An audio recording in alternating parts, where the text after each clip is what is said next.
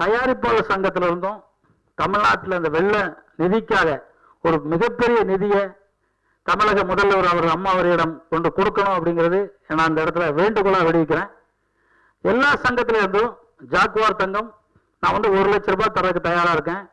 ஏன்னா நான் fight master தான். அதே மாதிரி எல்லா டெக்னீஷியனும் கொடுத்து இந்த தமிழ்நாட்டில் வந்து வெள்ளம் வந்திருக்கு, இவ்வளோ பேர் கஷ்டப்படுறாங்க. நிறைய பேர் இன்னும் சாப்பிடவே முடியலன்னு டிவியில் சொல்கிறாங்க. பண்ணு கிடைக்கல, பால் வந்து 50 ரூபா 60 ரூபா 100 ரூபாய் விற்கிறாங்க அப்படின்னு சொல்கிறாங்க. திரைப்படம் வந்து இன்னைக்கு வந்து ஒரு 50 ஆண்டு காலம் வரலாற்றில் பார்த்தீங்கன்னா இன்னைக்கு திரைப்படத்துறை தான் வந்து ஆட்சி பண்ணுறாங்க.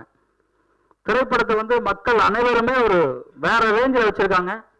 கஷ்டமோ நஷ்டமோ எல்லாருக்கும் இருக்கும். இந்த தமிழ்நாட்டு மக்களை காப்பாற்றுறதுக்கு தமிழ் திரைப்பட உலகம் மொத்தமா இறங்கும் அப்படிங்கிறது என்னோட வேண்டுதல்.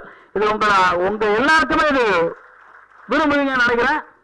எல்லாருமே சொல்றேன், எல்லா இன்னையில இருந்தோ நாளையில இருந்தோ என்ன திருப்பி 2 நாள்ல மழை இருக்கு அப்படின்னு சொல்றாங்க.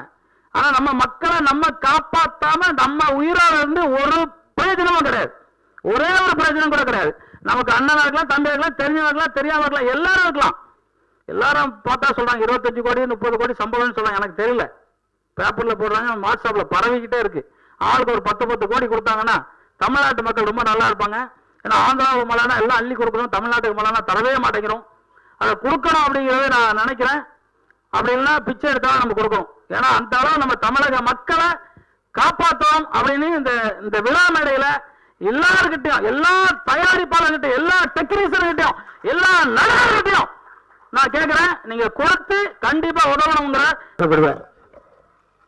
எப்பவுமே டென்ஷன் ஆயிடுவார். வெள்ள நிவாரண நிதி அம்மா எல்லாருக்கும் கொடுக்க போறாங்க. அதை பத்தி நீங்க ஒரே ஒரு வார்த்தை விட்டீங்க, பிச்சை எடுத்தாவது கொடுத்தோன்னு. அதுதான் ரொம்ப டென்ஷன் பண்ணிட்டீங்க. கொடுங்க, அதுக்கு பிச்சை எடுத்துன்னு சொல்லாதீங்க, தாராளம் கொடுங்க. வணக்கம் வணக்கம். இந்த படத்தை பிரகாஷ் ராவோ அப்படிங்கிறவர் டைரக்ட் பண்ணியிருக்காரு.